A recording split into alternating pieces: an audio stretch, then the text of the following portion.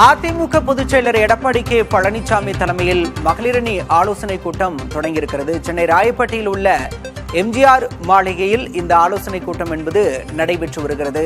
தேர்தல் தோல்விக்கு ஆக பிறகு சார்பணிகளுடன் அதிமுக பொதுச் செயலர் எடப்பாடி பழனிசாமி ஆலோசனை நடத்தி வருகிறார். அந்த வகையில் தற்போது மகளிர் அணி நிர்வாகிகளுடன் அதிமுக பொதுச் செயலர் எடப்பாடி பழனிசாமி ஆலோசனையில் ஈடுபட்டிருக்கிறார். அதிமுகவிலிருந்து முக்கிய நிர்வாகிகள் பலர் தவேகவில் இணையக்கூடிய சூழலில் இந்த ஆலோசனை என்பது முக்கியத்துவம் வாய்ந்ததாக பார்க்கப்படுகிறது.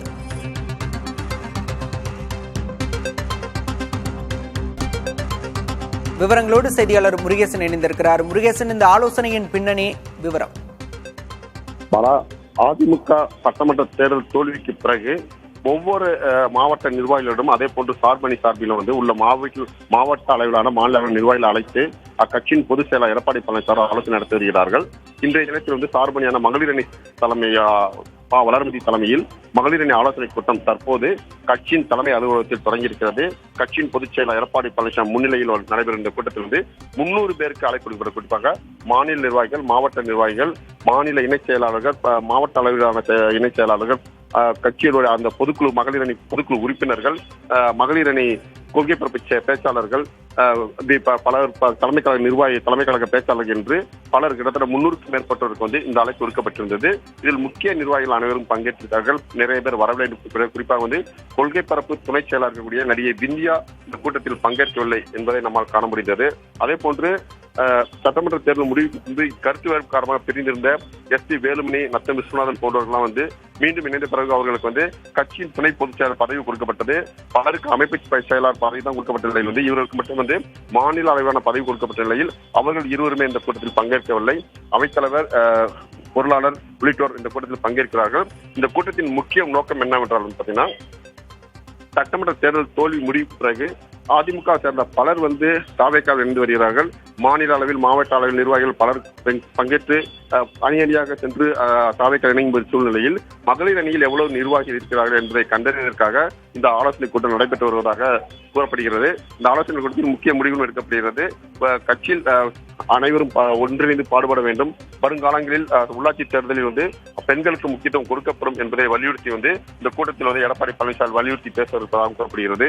இந்த சூழலில் மகளிர் அணிக்கு வழக்கமாக நிர்வாகி கூட்டத்தில் வருகின்ற அனைவருக்குமே ஒரு ஹாட் பாக்ஸ் கிஃப்டா வழங்கப்பட்டது. அதே போன்று வழக்கத்துக்கு மாறாக பார்த்தீங்கன்னா மாநில நிர்வாகி அனைவருமே மகளிர் அணி செயலாளர் வளர்மதி அனைவருமே சால்வை அணிவித்து வரவேற்றார்.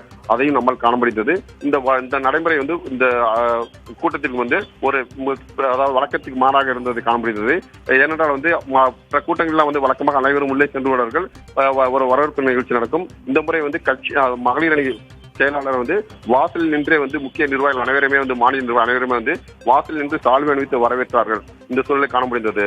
பாலா முருகேசன், அண்மையில கட்சியோட துணை பொதுச் செயலர்களாக அறிவிக்கப்பட்ட எஸ்.பி. வேலுமணி, நத்தம் விஸ்வநாதன் ஆகியோர் இந்த ஆலோசனை கூட்டத்தில் பங்கேற்கவில்லை அப்படிங்கிற தகவல் கிடைச்சிருக்கு. அதனுடைய பின்னணி என்னவா இருக்கு?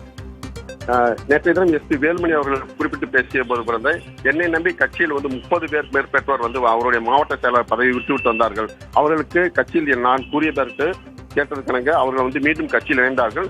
அவர்களுக்கு பதவி கொடுக்கவில்லை, எனக்கு மட்டும் கட்சியில் துணை பொதுச் செயலாளர் பதவி கொடுத்திருக்கார்கள். இதை எப்படி ஏற்றுக்கொள்வது? என்னை நம்பி வந்தவர்களை நான் விட்டு நான் மட்டும் பொறுப்புக்கு எப்படி செல்ல முடியும் அப்படின்ற ஒரு அதிருப்தியை வெளிப்படுத்தி இருந்தாரு. அதே போன்று கட்சியுடைய துணை பொதுச் செயலாளர் இந்த மூத்த உறுப்பினராக இருக்கக்கூடிய நத்த விஸ்வநாதுக்கு மீண்டும் அதே பதவி தான் வழங்கப்பட்டிருந்தது. அவரும் எஸ்.பி. வேலுமணி ஆதரவாக இருக்கிறார்கள். பலர் அதிகாரமில்லாத அமைப்பு செயலாளர் பதவி மட்டுமே பலர் கொடுக்கப்பட்ட நிலையில் தற்போது அதிருப்தியாளர்கள் மீண்டும் தங்களுடைய போர்க்குடியை தூக்கி இருக்கார்கள்.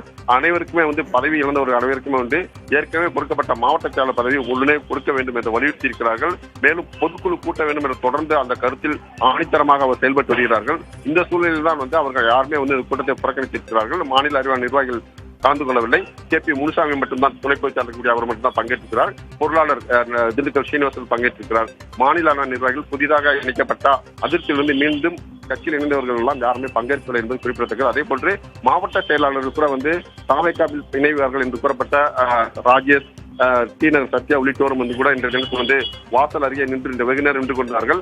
அக்கட்சியின் பொதுச் செயலர் எடப்பாடி பழனிசாமி உள்ளே வரக்கூடிய சூழ்நிலை தான் அவர்கள் வரவேற்று